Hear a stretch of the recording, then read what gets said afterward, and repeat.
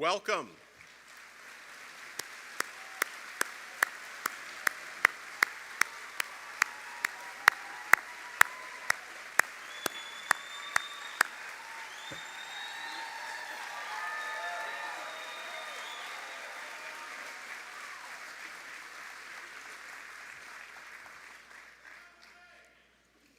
Is that it? Is it over? That was really animated. Welcome to the commencement ceremony of the class of 2026. Welcome parents, siblings, grandparents, friends, and other loved ones. Welcome faculty, staff, trustees, and alumni. And most importantly, welcome seniors. It is an honor to be here with all of you in celebration of these 160 candidates for graduation from Mary Institute and St. Louis Country Day School. Candidates, please be seated. At the beginning of today's ceremony, I have the privilege of presenting awards to three outstanding teachers. The Dorothy Ray Roberts 1917 Faculty Merit Award was made possible by a bequest in 1988 from Dorothy Ray Roberts' class of 1917 in support of teaching excellence. One faculty member from each MICDS division has been selected for this award. Please come forward when your name is announced. From the lower school, the first recipient of the Dorothy Ray Roberts 1917 Faculty Merit Award is Sarah Garner.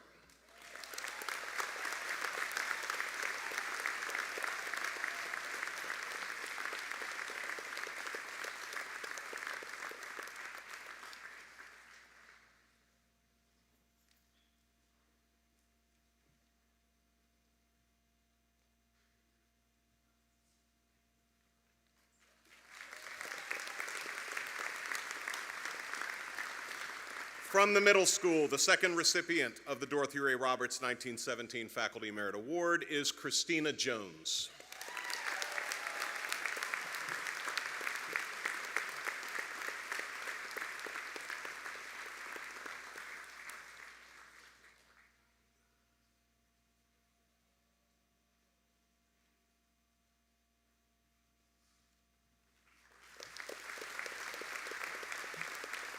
And from the upper school, the third recipient of the Roberts 1917 Faculty Merit Award is Robin Begley.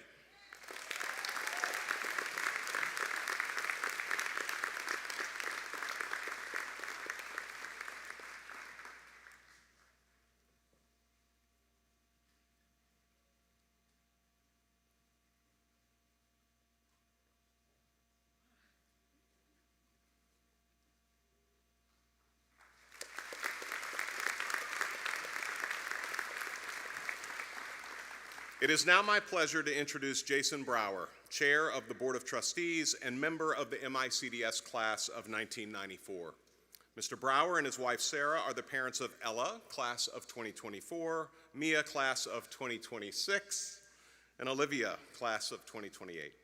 Mr. Brower began his board service in 2019 and is now concluding both the second year of his two-year appointment as chair and his tenure as a trustee.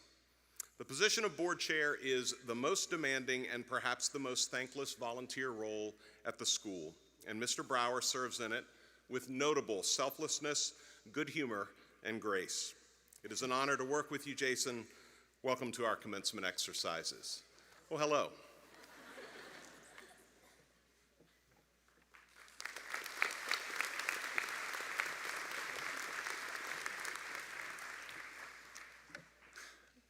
Thank you, Mr. Rainey. On behalf of the Board of Trustees, welcome to the MICDS Commencement Ceremony, and congratulations to the remarkable class of 2026. I want to start by acknowledging something this class already knows. You've been through a lot. Born during the Great Recession, you made it through your middle school years in the middle of a global pandemic. Learning remotely, then behind masks, you came of age alongside the rapid arrival of artificial intelligence. You watched the campus you love change around you, including renovations to our beloved Beasley Schoolhouse, where so many of you took your first MICDS steps as 4- and 5-year-olds. You had to comply with the school's first ever cell phone ban. And now, your graduation is on a Monday? Sorry, it's too soon maybe for that. But before I go any further, I should pause here and make a small confession. I'm standing here today as board chair, but I'm also standing here as a very proud dad. Hi, Mia. So when I tell you I've been an especially close observer of this group, I mean it in every sense of the word.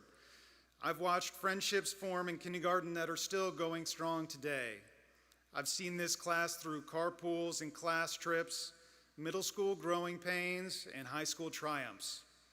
Across all that time, I've come to believe something that I want to share with you and with everyone gathered here.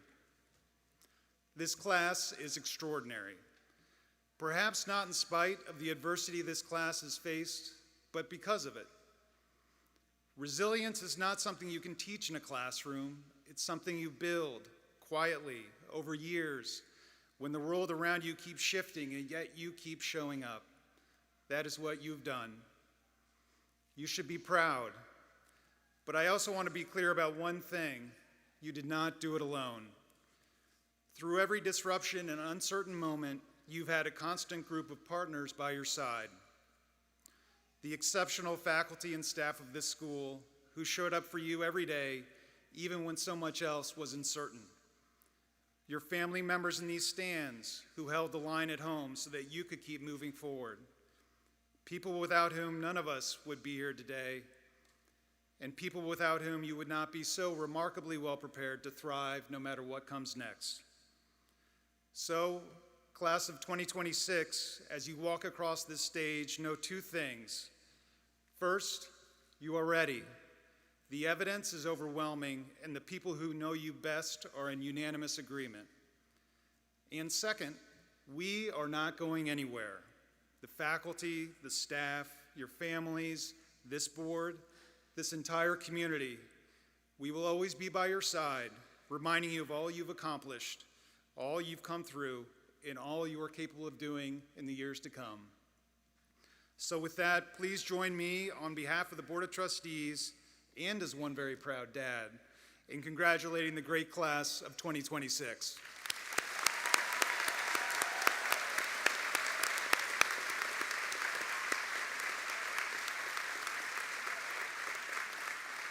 It is now my pleasure to introduce Harrison Foster, valedictorian of the class of 2026.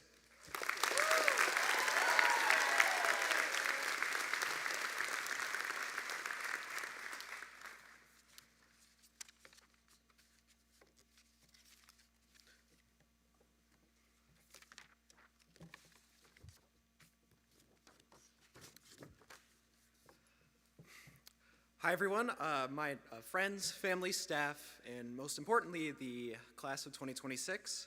I'm Harrison Foster, and I'm very honored to be here right now, but above that, I'm actually very nervous to be here right now, and almost glad that I'm not facing you guys directly.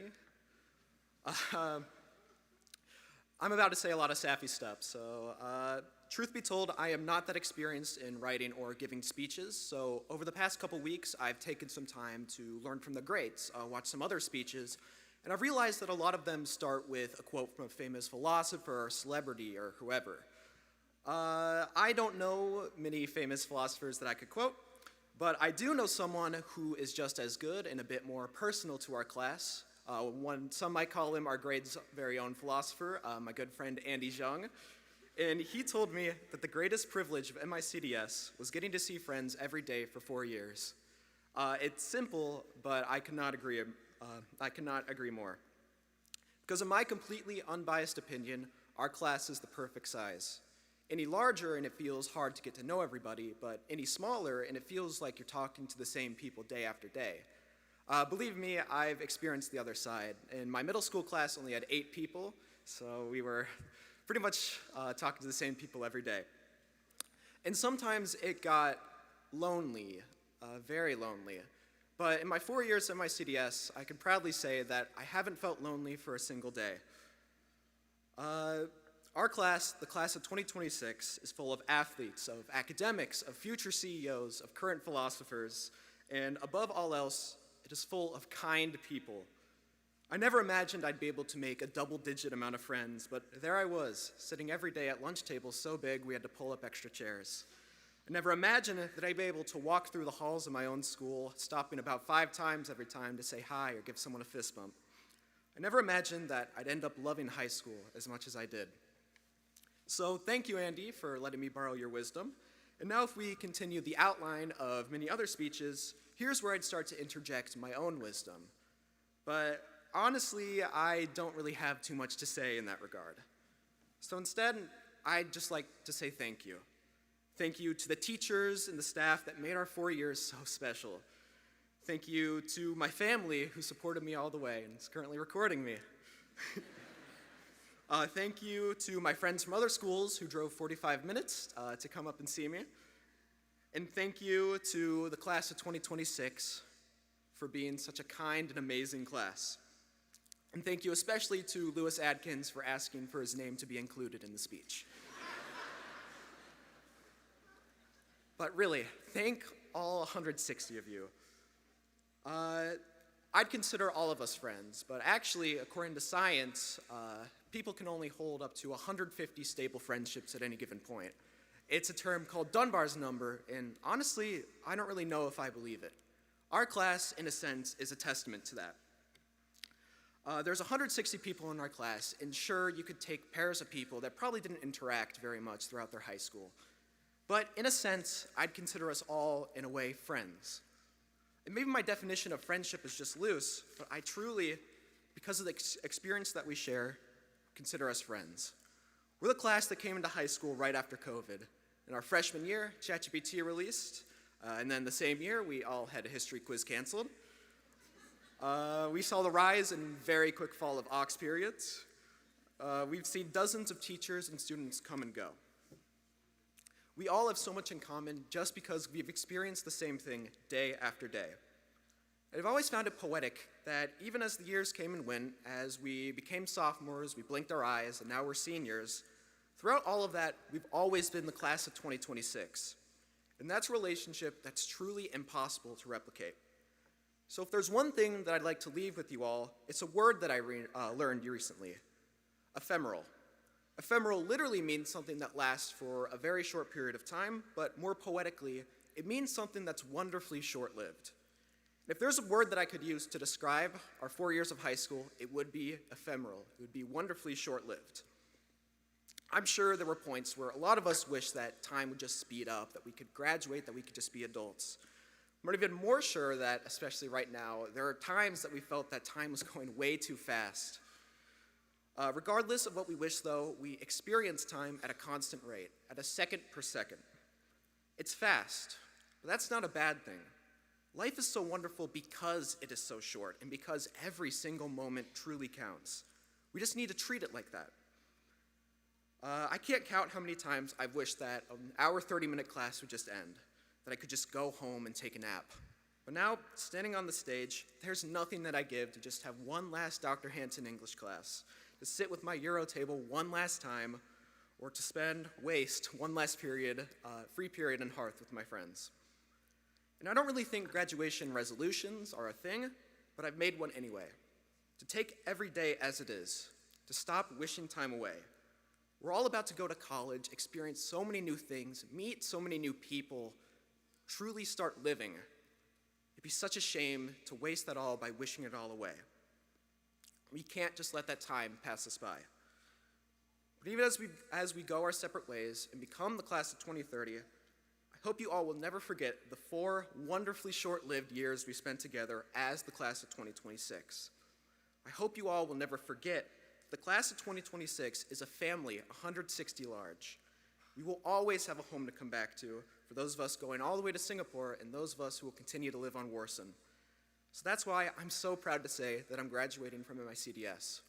More than all of that, I'm proud to say that I'm graduating as part of the class of 2026, and I hope you all are too. I love you guys.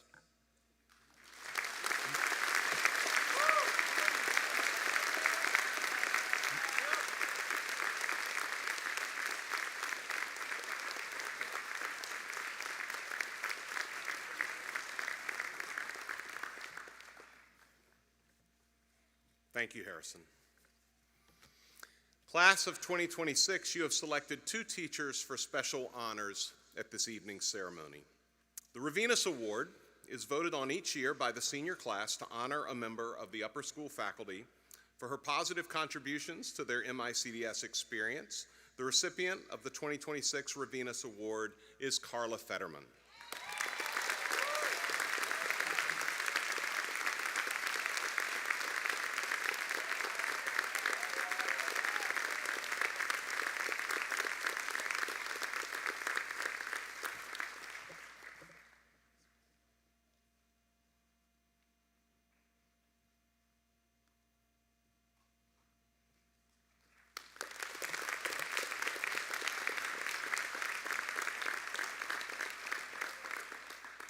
Now please welcome Ms. Lynn Mittler, faculty speaker chosen by the class of 2026.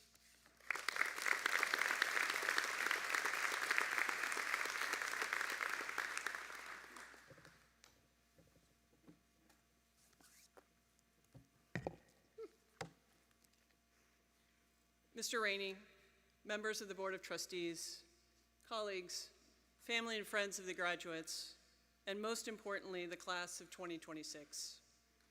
I want to thank you for the honor of addressing you this evening, but more importantly, for letting me be a part of your life going forward as the answer to the password recovery question, who was your high school graduation speaker?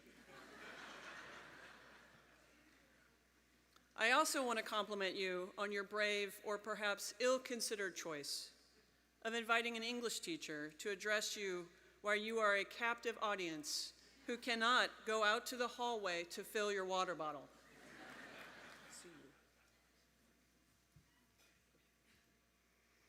With a practiced pause and stare, Mr. Nolan Clark waited for our 22 intrepid South African travelers to quiet down from their milkshake sugar high and calmly announced, "Be in the lobby at 4:30 a.m. and don't be late." I didn't realize the purpose for our early departure until we were halfway up the side of Lion's Head Mountain in Cape Town. It was not to get a good start on the day or to beat the traffic on the trail. Rather, it was to get us to the point of no return before we realized that we were going to die. As we climbed, I would periodically pause and look out at the beautiful vista of Cape Town and the ocean below as the skies changed colors, careful to keep my gaze on the horizon and not glance at the edge of the path, which would easily bring my demise. To fight back my terror, I reminded myself that I had an image to uphold. I was not just a coach who urges her teams to push beyond their boundaries, regaling athletes with the idea that pushing oneself to the edge, no pun intended, of failure is where growth happens. But I also had a reputation as a fearless traveler who had lived both in West Africa and Yemen in my time during the Peace Corps. There was really no way that I could communicate to the students how absolutely terrified I was. For when we got to the mountaintop, they were elated with the view, their accomplishments, and the joy of being together in this truly magnificent place. While I tried to distract myself with their smiles and very well-staged photos, I suddenly realized that this was not nearly over. We still had to go down. And with that, a constant view of every single precipice along the way, reminding me of the possibility of plummeting to my death with each and every step. I will be honest, I really thought I was going into cardiac arrest, which was going to be a very bad look, a huge inconvenience for Mr. Clark and Mr. Fitz. Probably tricky to get the helicopter to land on top of the mountain to take me to safety, but I had trip insurance, so I felt a little bit better about that. After catching my breath, I quietly walked up to the guides who were having coffee with their biscuits and said in a tremulous voice, "Can you help me?" They immediately offered me comfort, reassurance, and eventually accompanied me on every step as I headed down the mountain. They never made me feel like there was anything wrong with my fear or my need for their help. As we began our descent, The children tumbled down the path like a pile of puppies, or in my mind, lemmings. And I slowly made my way with these expert guides who did not note my fear, but affirmed my ability to overcome it for at least this moment. I took frequent deep breaths, and I thought I was going to have a second heart attack when the guides had us take a break halfway down the mountain, seemingly hanging off the side of the cliff to hand out water and sunscreen. Keep moving, I begged. No one is thirsty. When we got to the bottom of the mountain and throughout the rest of the day, I started checking in with the students about their experiences. Many of them also shared that they had been scared, but they had surrounded themselves in the pack of their friends and their fellow travelers, and they had made it down together. I slowly shared with them that I had been afraid, and remarkably, nothing happened. They didn't look at me differently. Our relationship didn't change. I hadn't lost respect in their eyes. I want to be clear here. I am not advocating what doesn't kill you makes you stronger. That motto was created by lion trackers and base jumpers. Just because you did it, because you went up and down that mountain when you were fearful of edges and heights, doesn't mean that you won't be afraid the next time you have to do it. It means that you know that you've asked for help and you can ask again. And that is an important lesson. Flashback decades, I will not tell you how many. I'm a Peace Corps volunteer standing in front of my class of 120 students, 110 men and 10 very brave women in a university lecture hall, a university lecture hall on the dusty high plains of a town called Damar in Yemen. I was thrilled about the lesson that day as we were tackling Robert Frost's A Road Not Taken. I read the poem to a giant hall, and my voice reached a crescendo as I began the last stanza. And I shall be telling this with a sigh, somewhere ages and ages hence. Two roads diverged in a wood, and I took the one less traveled by, and that has made all the difference. Standing there in my moment of less traveledness, I beamed at the class and asked with my brilliantly developed pedagogy, "What do you think?" Pause. The harsh sun came in the windows, showing the dust in the air. More silence. I reassured myself that this is where teacher wait time comes in. Then, to my relief, a tentative hand rose. "Doctora," I never corrected them. "Why did you have us read such a sad poem? Are all American poems this sad?" I panicked. This was my moment of triumph, my why for joining the Peace Corps. Had I not taught the vocabulary well enough? Did I read it too fast? What was the breakdown? I attempted to clarify the misunderstanding. "Why do you think it's sad, Ahmed?" "Quite simple, Doctora. Why would you want to go on any journey without your friends and family?" Well, I made that mistake at 23 years old. I know that you will not fall for this fiercely independent trope that society perpetuates. You have learned over your many years here at MICDS that it is in fact better to do things together, that community enriches our lives. I have watched you in 10th grade spiderweb discussions gently try to help each other make meaning of a text. In GAP, support your teammates during presentations in front of alumni panels. In the aftermath of an overtime field hockey loss, immediately comfort each other. In a state championship basketball victory, celebrate 4 years of a journey together. In productions and concerts, make magic on stage, and even in your shared free periods, build community and learn to value new individuals in your lives. And I'm gratified that you, the class of 2026, will not have to wait until my age to learn how to ask for help. As I have watched you reach out to teachers, directors, deans, coaches, advisors, and friends, and come away stronger for it. So often at graduations, we assure you that you are prepared to enter the world bravely and go forth. You are, but you don't need to do it alone.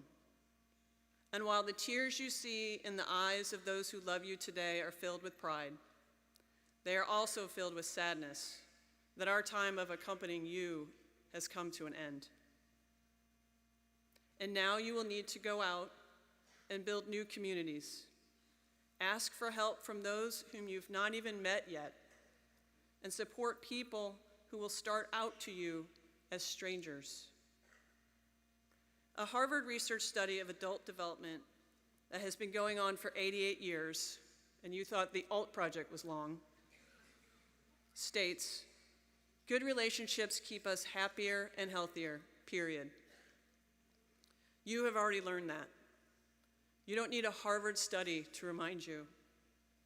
You know that you do not need to climb that mountain alone. Congratulations, class of 2026. The world is very lucky to have you.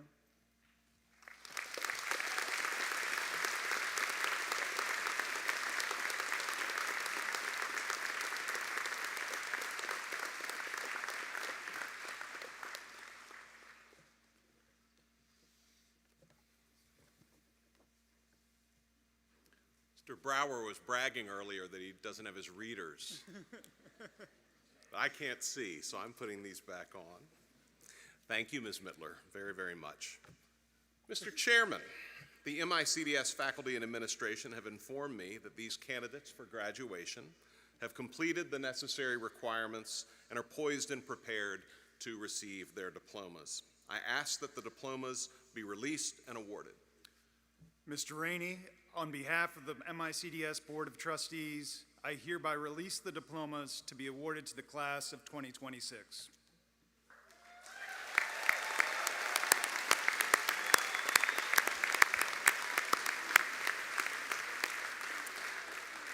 Thank you, Mr. Brower. Now, Dean Daniel George, Dean of the Class of 2026, will join us as we award the diplomas.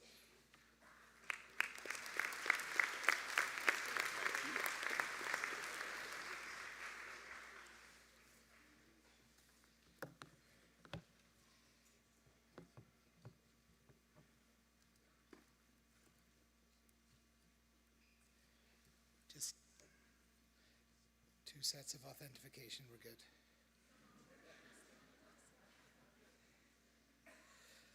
All right. Jackson Abernathy.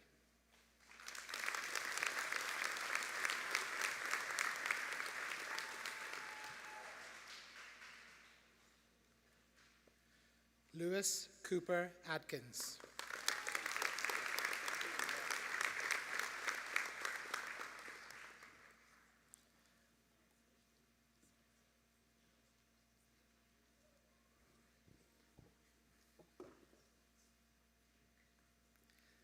Madeline Sophia Atkins.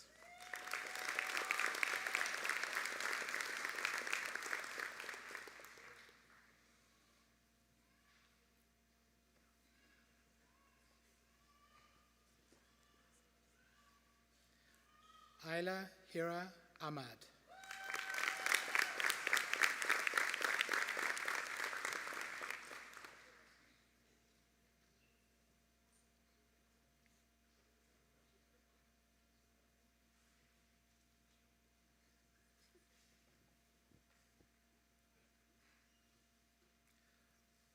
Usman Alam.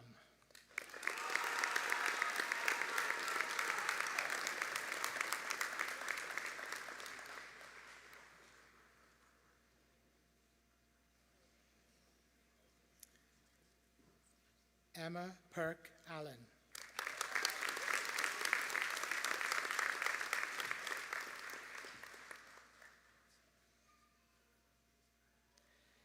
In absentia, Maxwell Paul Alagar.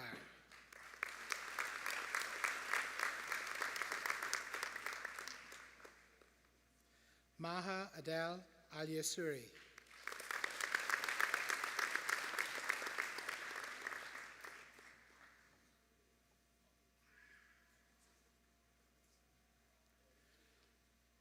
Bella Millen Anadkat.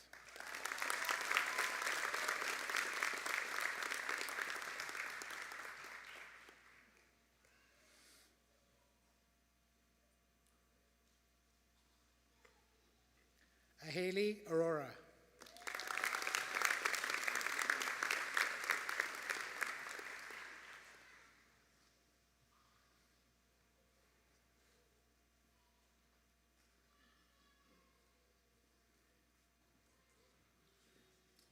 Athrea Arvind.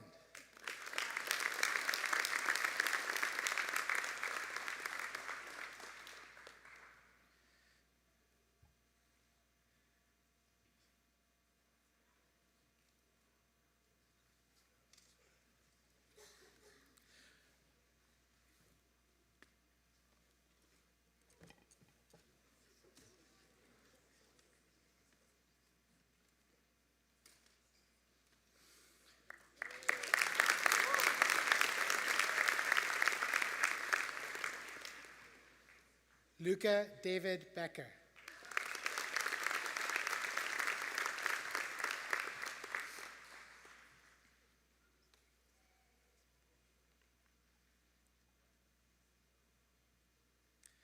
Maxwell Levi Bierman.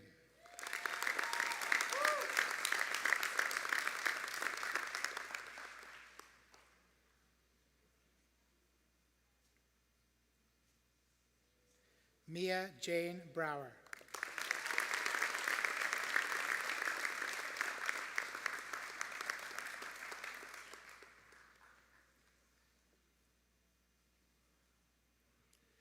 Reese Elizabeth Brinker.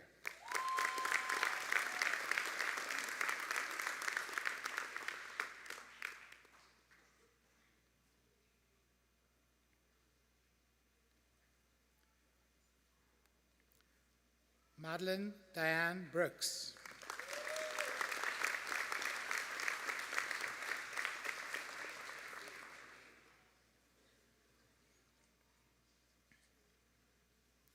Amelie Mary Bryan.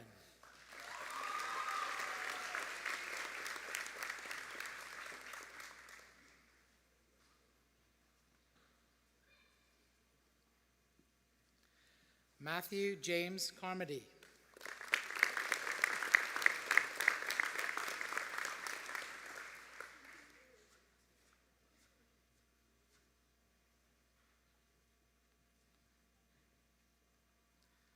Harper Rose Carnahan.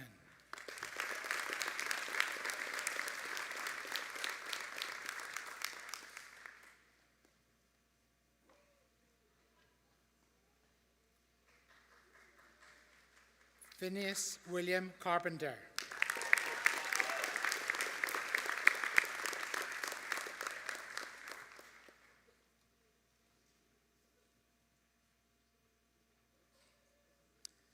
Ava Casillas.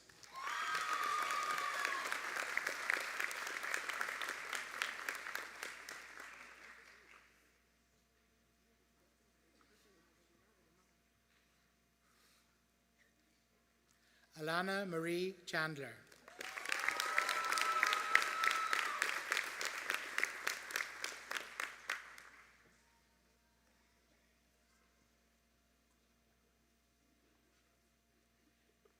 Savannah Nicole Channel.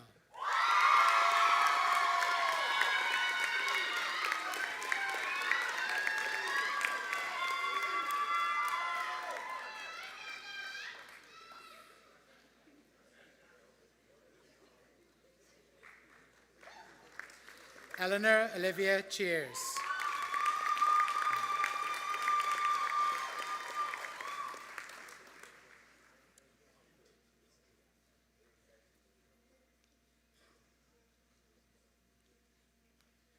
Ellie Ying Yu Chen.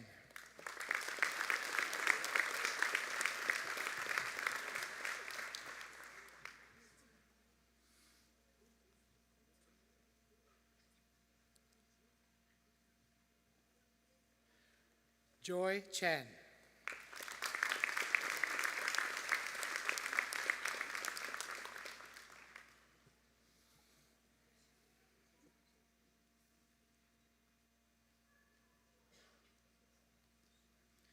Harper Novaya Eleanor Clark.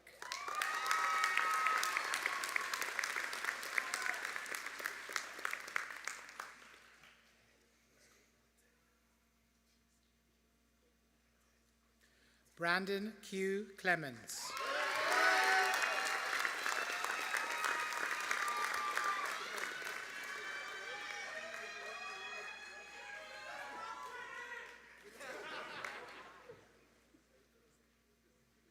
Carolyn Kelly Clennon.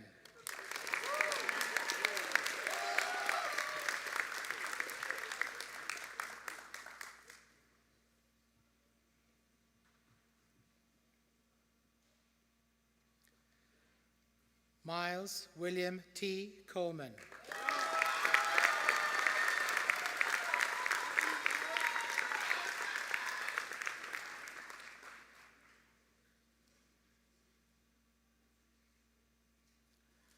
Lucas Foster Condren.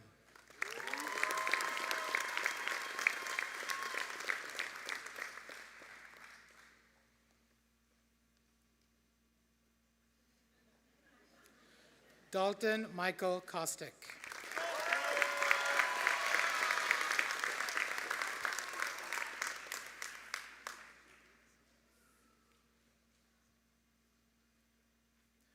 Chloe Ann Coughlin.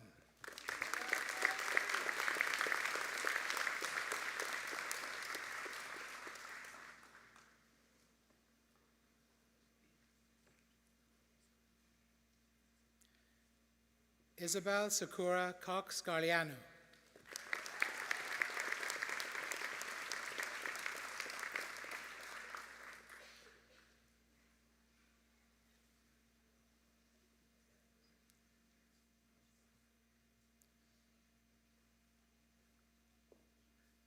Nomi Elise Krall.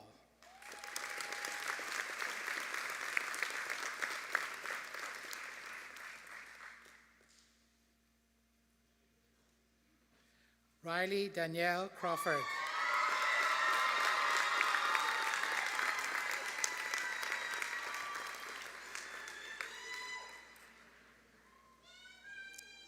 Steele Lewis Chrisman.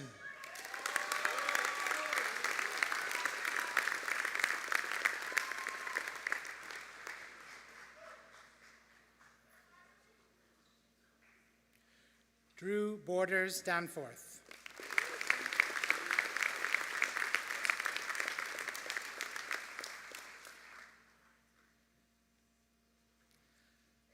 Alexa Marie Davis.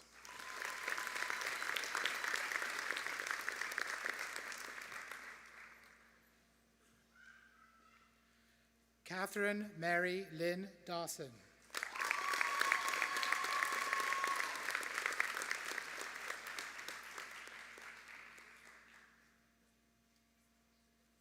Anna Catherine Dellendorf.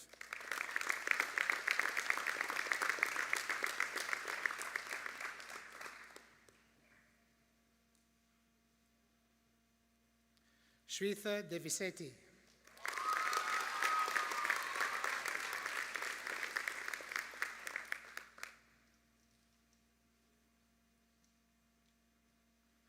Zoe Helena Dickherber.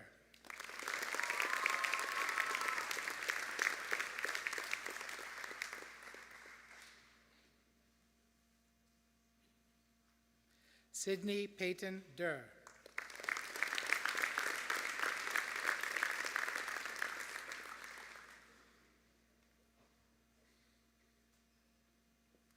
Catherine Rose Ellenhorn.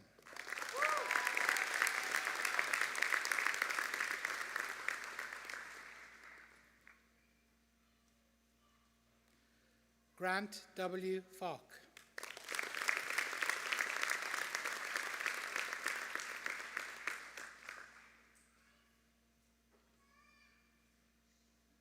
Adeline Farmer.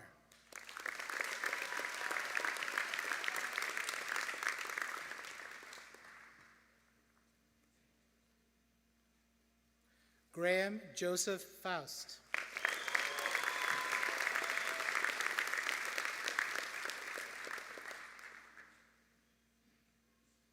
William J. Fendler.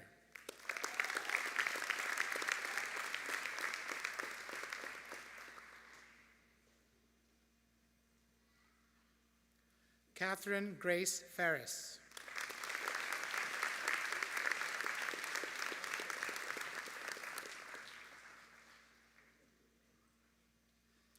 Andrew David Ford.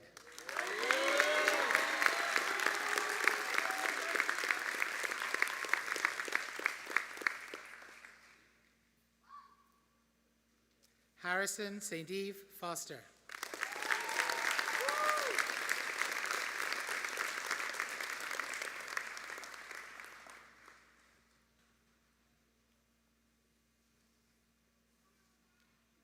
Rebecca Danielle Frazier.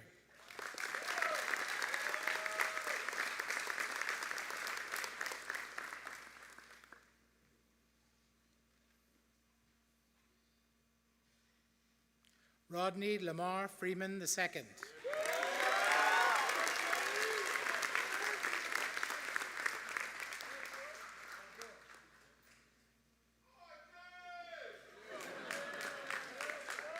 Zoe Moon Gannon Strong.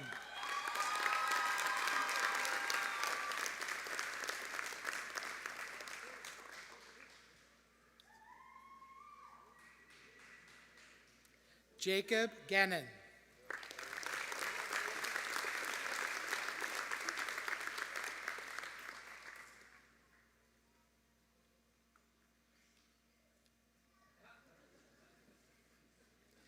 Samson David Gibli.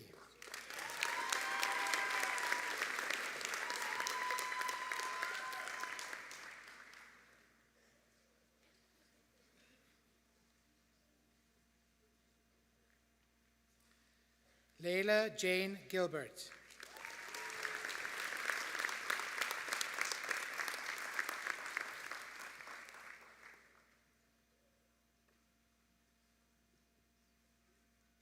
Jacqueline Lloyd Giljam.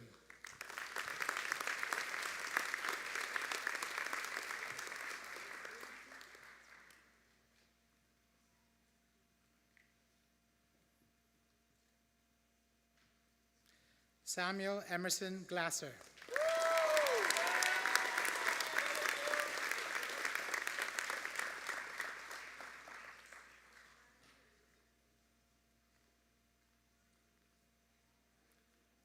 Thomas Lewis Goodman.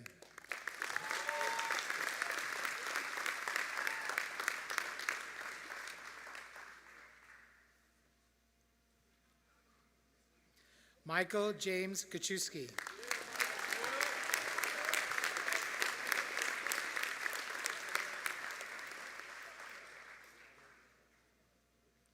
Anya Honda.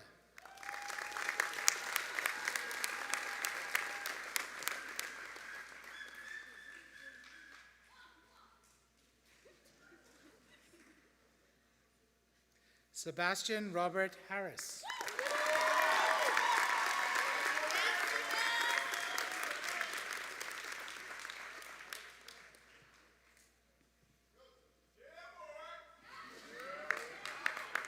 Avery Louise Henriksen.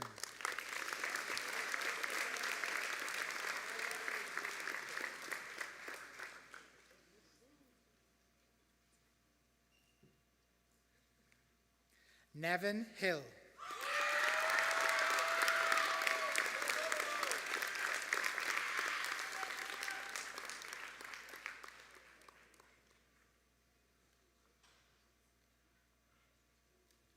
Olivia Kathleen Hill.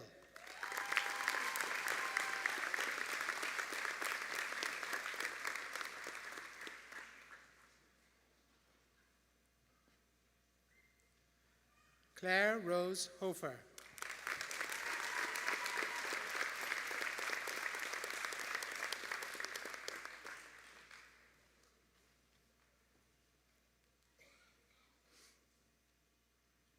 Sean Patrick Hogan.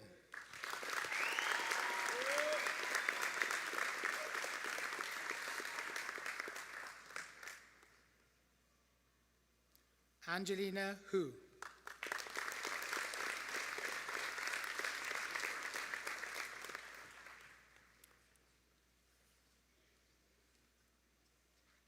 Arjav P. Jain.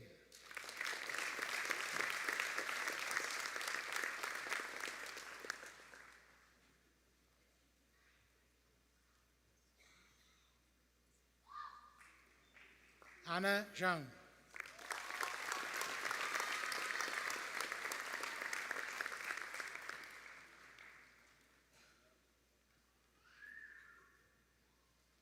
Lillian Hazel Joe.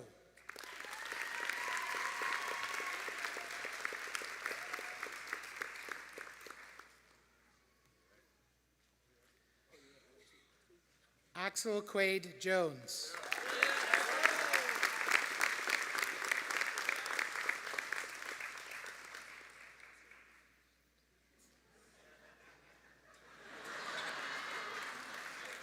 Nolan Edison Jones.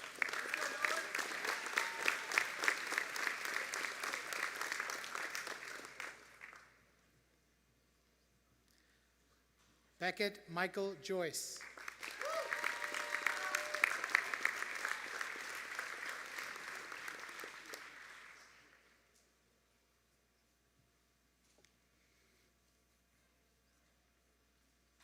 Claire Elizabeth Kaiser.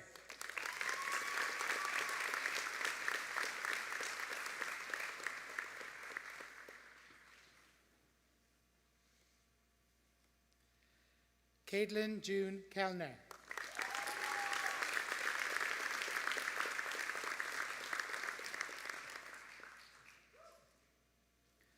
Caitlin Elizabeth Kenkel.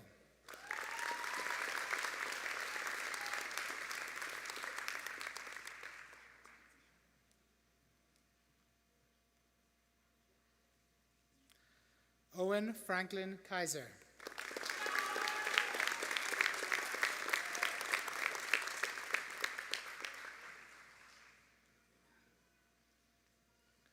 Chloe Boehm Coleman.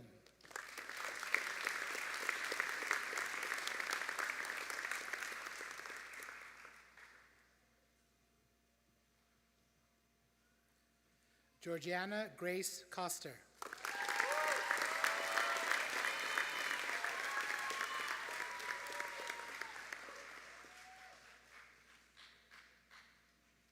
Shreyas Reddy Kota.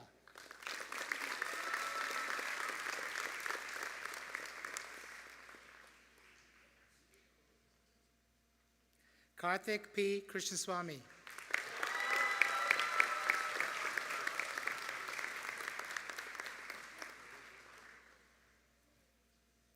Alexa Walker Comant.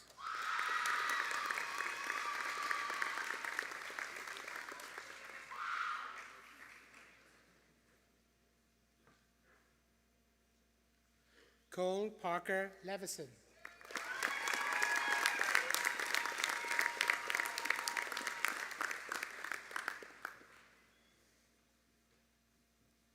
David Robert Levison.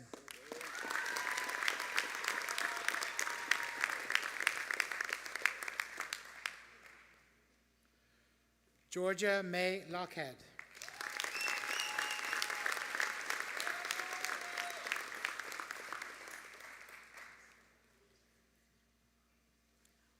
Hayden Ludwig.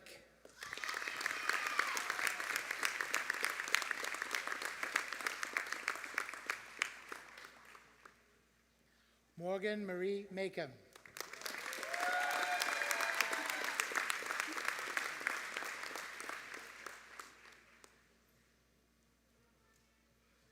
Meredith Jeanette Mack.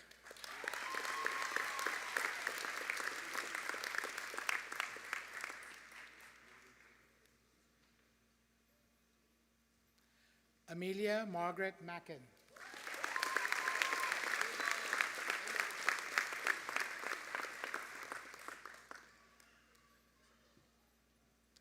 Lakshmi Tejaza Madala.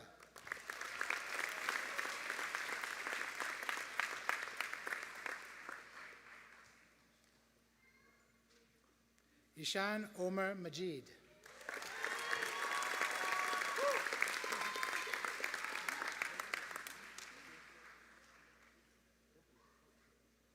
Ramya Mariappan.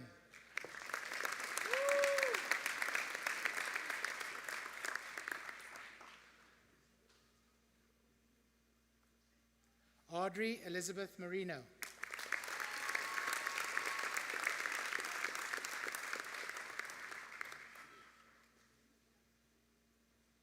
Dunnan Lowe McGahey.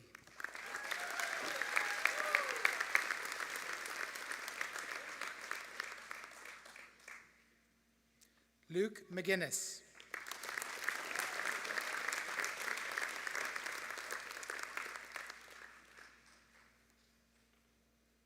Sarah Claire Mead.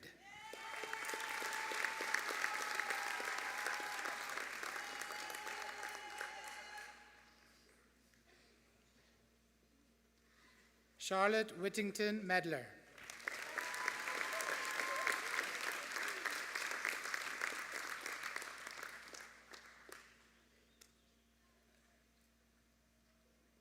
Elias Meisner.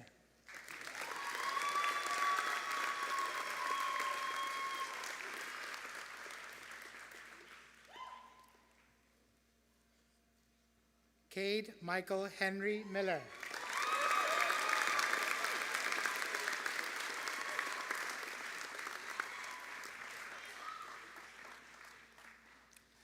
Charlie Michael Mills.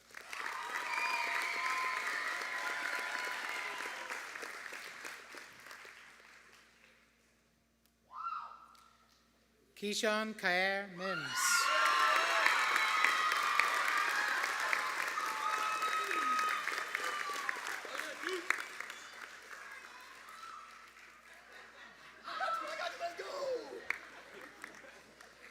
Mohammed Jamil Murphy.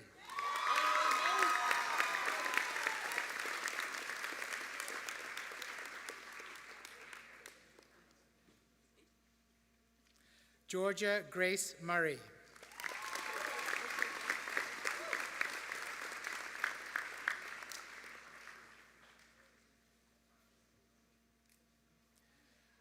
Cooper J. Myers.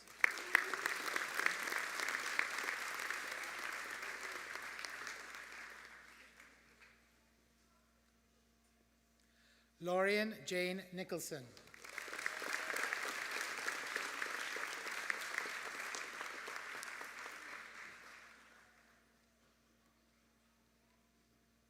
Kate Rosemary Niemeyer.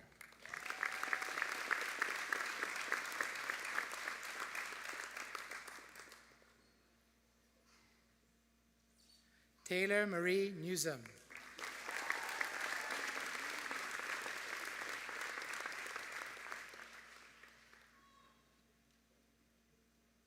Edia Elaine Obasui.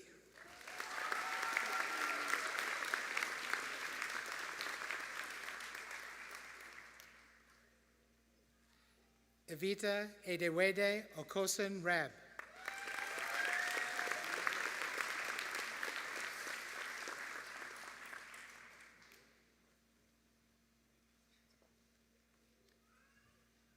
Peter Francis O'Leary.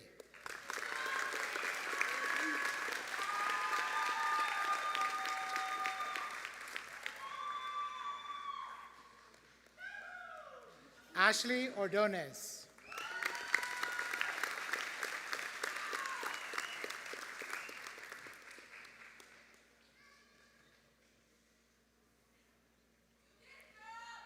Everett William Ott.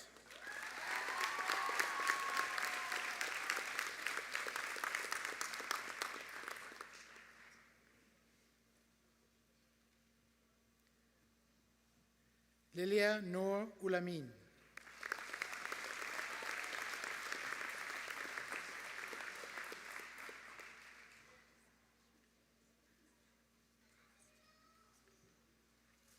Siboney Leticia Oviedo Gray.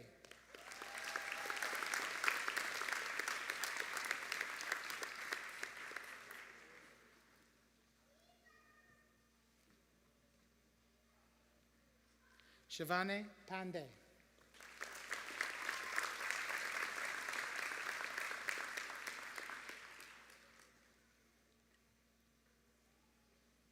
Shan Sunil Patel.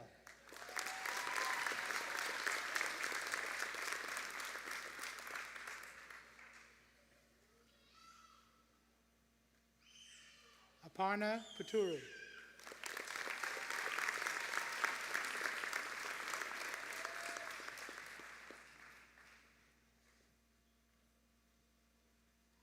Sheil Raman Penilia.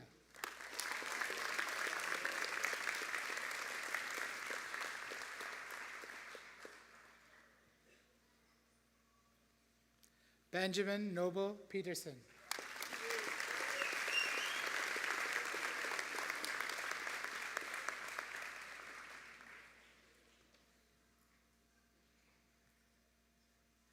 Naria R. Fatak.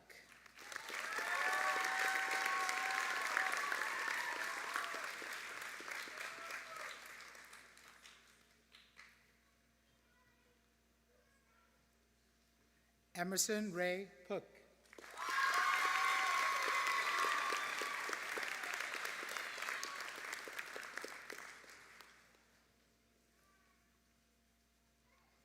Grace Elizabeth Powell.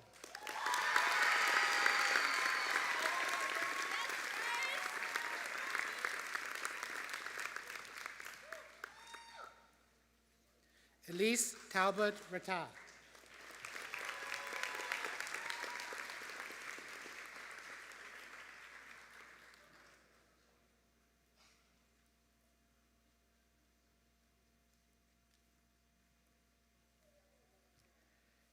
Kate Elena Riley.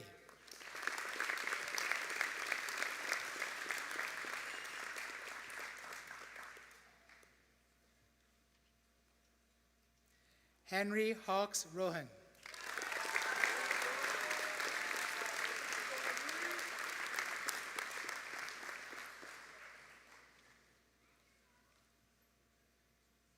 Shireen Rosel Peñalosa Sabalvaro.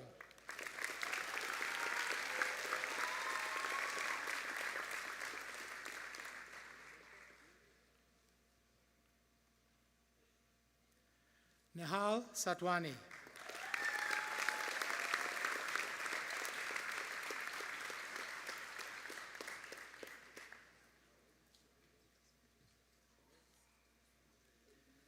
Alice Carter Seddon.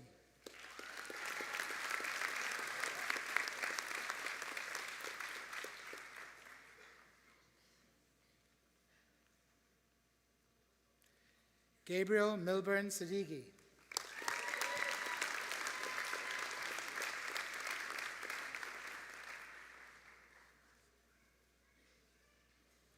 Leah Shamsham.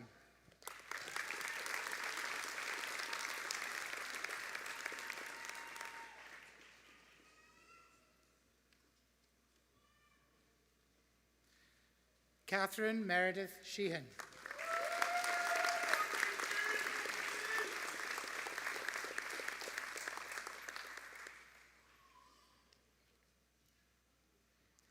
Yash Tushar Shelah.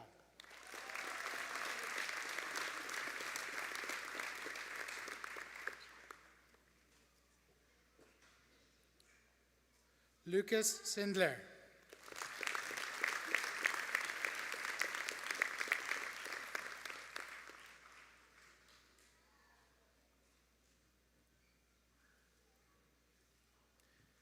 Ja Sheng Clyde Siao.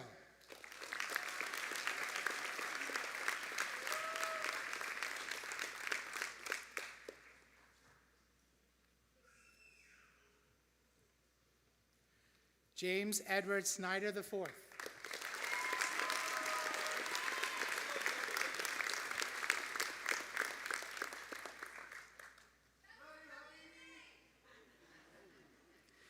Ian Michael Spakowski.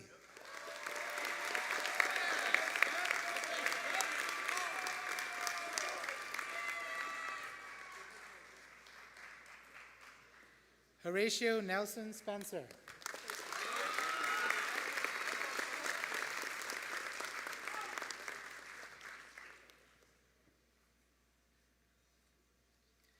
Jason H. Stokes.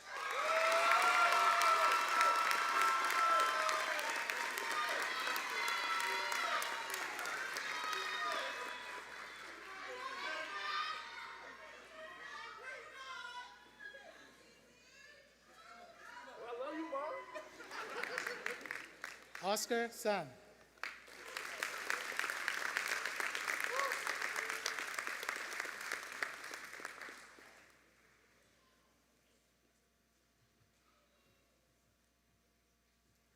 Celia R. Swiston.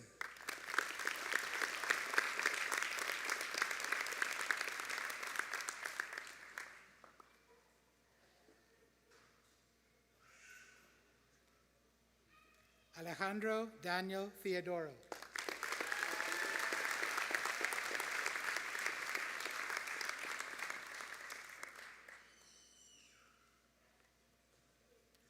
John Jack William Tipton.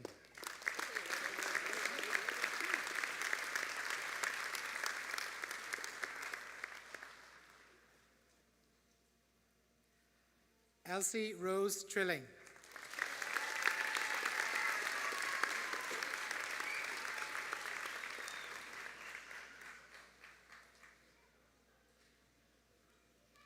Leonard Oray Triplett, Jr.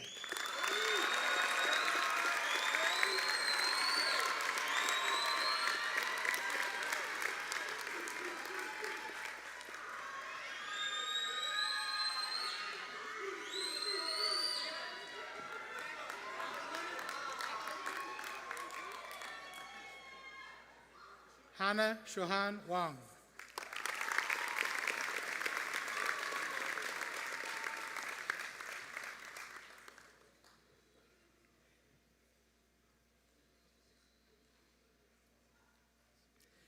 Akira Leanne Washington.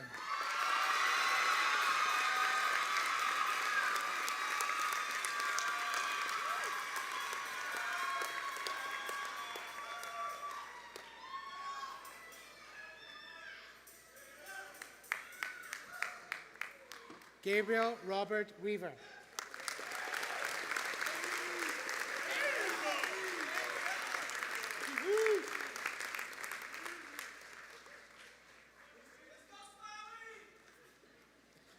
Natasha Danielle Wells.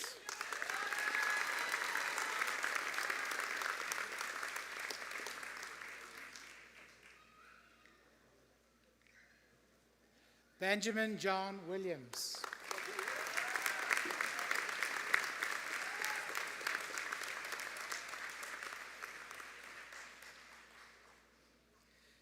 Isabel Anita Williams.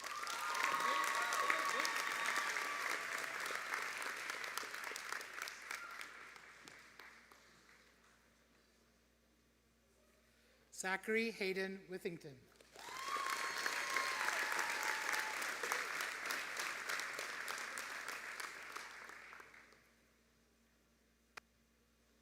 Hiba Sayuda Zamir.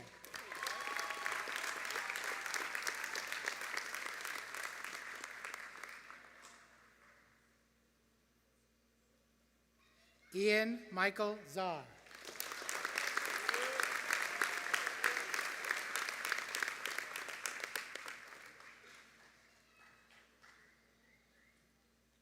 Yusuf M. Zaid.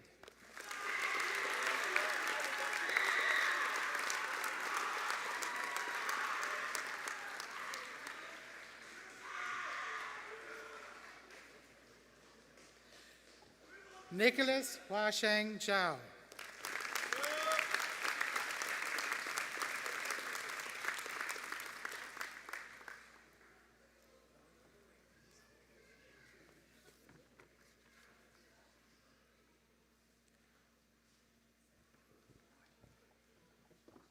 Zhang Yu Le.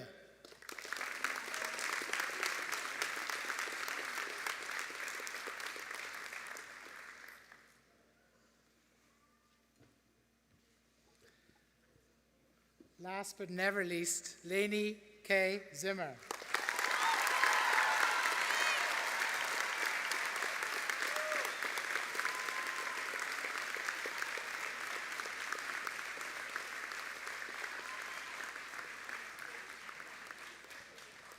It is with great pleasure that I present the Mary Institute and St. Louis Country Day School Class of 2026.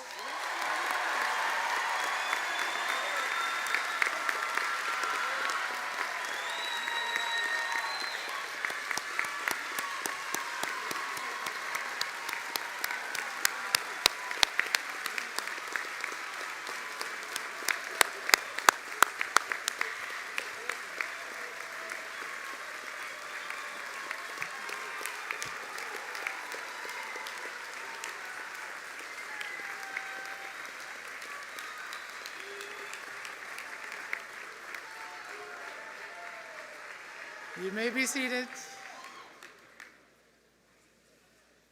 And now, Muffy Peters Brennan, President of the MICDS Alumni Association and member of the Marian Institute and St. Louis Country Day School, class of 1996, will officially welcome you as our newest MICDS alumni.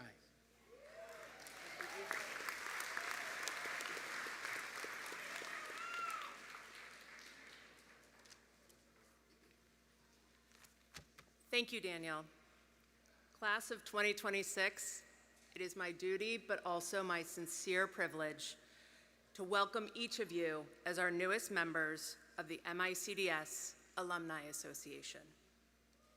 Today, you join a community of thousands of alumni whose lives have been shaped in many important ways right here, in these classrooms, these hallways, on these fields, these stages, and in the friendships and relationships built along the way. I am grateful to be one of many in my family across several generations who have known the lasting influence of this great school. I have seen personally, again and again, that MICDS does not end at graduation. From this day forward, it is not only the school that you attended, it is part of who you are, and now you are part of its continuing story. I graduated from MICDS in 1996, and like you, I graduated into a world that felt exciting, uncertain, and sometimes overwhelming. That year brought extraordinary change, and at the time, the future did not feel simple or settled. I would imagine that that might feel particularly familiar to many of you right now. You graduated at a moment when the world is changing quickly, when technology is reshaping how we learn, live, and work, when global events can feel very close, and when the path ahead may seem full of possibility, but also hard to predict. But here's what I hope you remember. The world will change, but what you have built here will go with you. On the day of my commencement from MICDS, I could not have predicted the life ahead of me. Since then, I have won an NCAA championship. Go Middlebury Field Hockey. I have lived in five different cities, across 2 continents, traveled the world over, followed a rewarding career in marketing, deepened friendships that still sustain me to this day, married my best friend, also an MICDS alum, found the greatest happiness of my life in becoming a mother. But none of that unfolded in a straight line. Most meaningful lives do not. They twist and turn, zig and zag, go from up to down, and back up again. The world will change, but what you have built here will always go with you. This year, you have seen that lesson quite literally on campus. Such incredible growth and change. Construction has meant detours, pivots, inconveniences, and daily reminders that progress can be messy before it becomes beautiful. But you also know that something worthwhile is being built, and that the temporary disruption will give way to something lasting and something wonderful. This is true of campuses, it is true of schools, and it is true of people. This year also marks a meaningful transition for MICDS as we honor Jay Rainey's leadership. Since 2019, Mr. Rainey has guided this school with integrity, imagination, and deep devotion to students, faculty, families, and the mission of independent school education. His tenure has included academic innovation, global engagement, major campus development, and a steady commitment to building a connected and inclusive community. We are all grateful for the many, many ways he has helped MICDS grow while remaining deeply rooted in what makes this school so special. And now, class of 2026, you become part of the larger MICDS community. You are leaving this physical campus, but you are not leaving behind the people, habits, values, and memories that have shaped you here. The world will change, but what you have built here will go with you. So I ask you, stay connected. Come back for reunions. Visit your teachers. Always cheer for the Rams. Reach out to alumni when you need advice, a conversation, a connection, or simply a reminder that this community extends far beyond this campus. On behalf of the Alumni Association and the generations of alumni who have come before you, congratulations. Go into the world with courage, curiosity, humility, and joy. Make your mark, but remember your roots. And when the world changes, as it always will, trust that what you have built here will go with you. Welcome to the Alumni Association Class of 2026. We cannot wait to see what you build.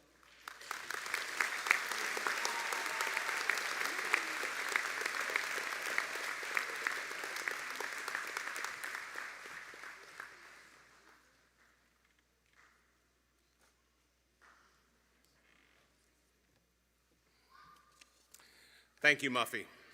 We're almost there. Once upon a time, graduates, life was supposed to keep getting easier. In the year 1900, the Ladies' Home Journal prophesied optimistically that by the dawn of our own 21st century, automobiles will be cheaper than horses, strawberries will be as large as apples, and a university education will be free for every man and woman. Also, there will be no C, X, or Q in our 21st century alphabet, which I expect is welcome news for new English language learners everywhere, but also a confusing one for the 61 of you graduates who, it turns out, have been misspelling your first and/or last names your entire lives. By the year 1930, the economist John Maynard Keynes had done the math on easy living.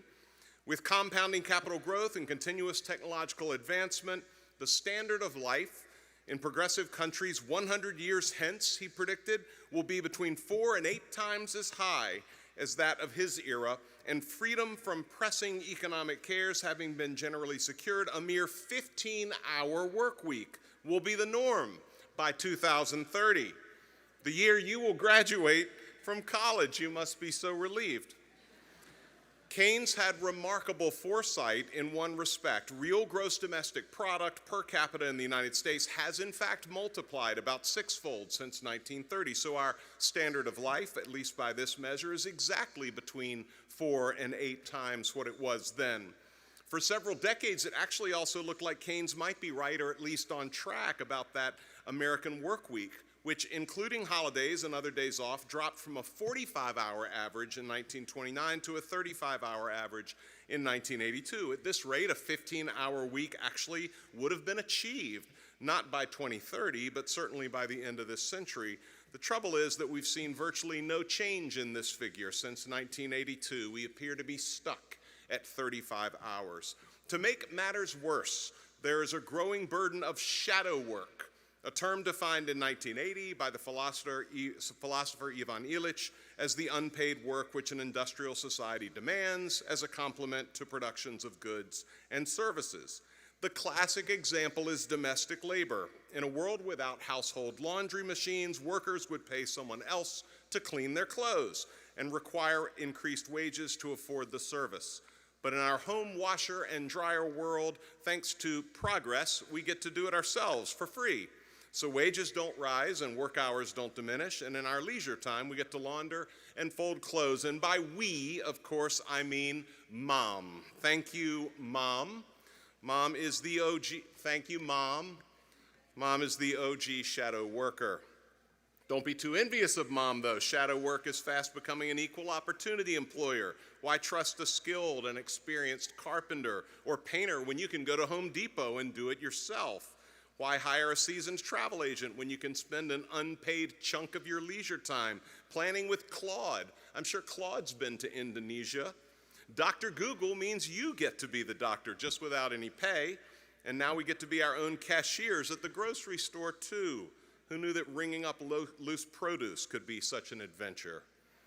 There are also the social media platforms that you just have to use if you're going to have any friends, but which require hours of weekly shadow work to curate your content, or worse, your brand, and which are purpose-built to siphon off your leisure time, and which almost certainly will not compensate you for your closely tracked data, even though it rises in value with every unpaid hour you spend. Once upon a time, life was supposed to keep getting easier. I learned recently that the word ease actually derives from an ancient term for elbow room. I have no idea whether Lionel Richie knew this when he wrote the pop ballad Easy for the Commodores in 1977. Lionel Richie, who, by the way, was just cited in the New York Times 3 weeks ago as one of the 30 greatest living American songwriters. If loving Lionel Richie is wrong, I don't want to be right. But either way, the lyrics are all about elbow room. Why in the world would anybody put chains on me? Everybody wants me to be what they want me to be. I'm not happy when I try to fake it. The Bengali poet and writer Rabindranath Tagore observed that it is simple to be happy, but it is difficult to be simple. Between all our work and all our shadow work, what if we are actually putting the chains on ourselves? We're not happy when we try to fake it, but what if we're mainly faking it to ourselves? John Maynard Keynes enthused almost 100 years ago that humanity is solving its economic problem, but he worried and warned that for the first time since his creation, and I'm quoting, man will be faced with his real permanent problem, how to occupy the leisure which science and compound interest will have won for him, to live wisely and agreeably and well, for we've been trained too long to strive and not to enjoy. End quote. It is simple to be happy, but it is difficult to be simple. Graduates, I wish for you a life of ease. By this expression, I do not mean a life of riches or a bubble-wrapped, conflict-free existence. Indeed, I hope that you struggle and that through your struggles you discover meaning. I hope that you fail and that through your failures you discover perseverance and happy accidents. I hope that you're challenged and through your challenges you discover creativity and strength and purpose. But be jealous of your elbow room. Protect your independence, your integrity, your authenticity. Protect your good heart. Don't let anybody put chains on you, and don't put chains on yourself. Don't fake it to them, and don't fake it to yourself. You cannot have an easy life. No one ever has an easy life. But you can have a life of ease. I hope that makes sense, and I wish that all for you. Congratulations to the class of 2026.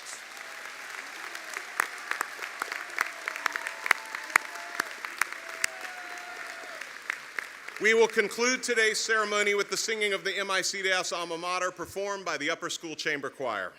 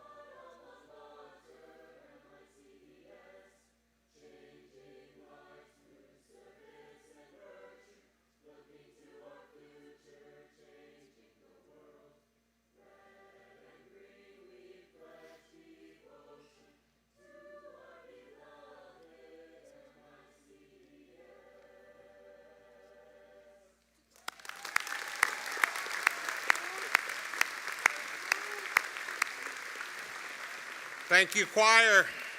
This concludes the commencement ceremony for the MICDS class of 2026. I would ask that all members of the audience please remain in their seats until all graduates and faculty have recessed down the center aisle. Congratulations again to our graduates, and thank you all for attending this evening.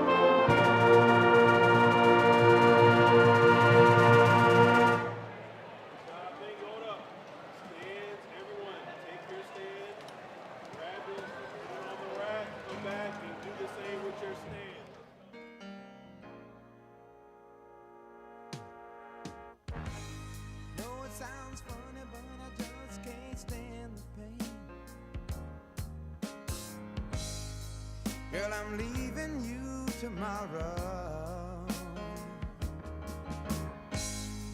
Seems to me, girl, you know I've done all I can. You see, I beg, stole, and I borrowed. Yeah. Ooh, that's why I'm easy. I'm easy like Sunday morning.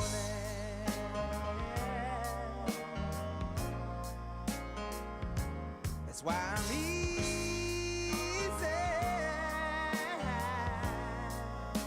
I'm easy like Sunday morning.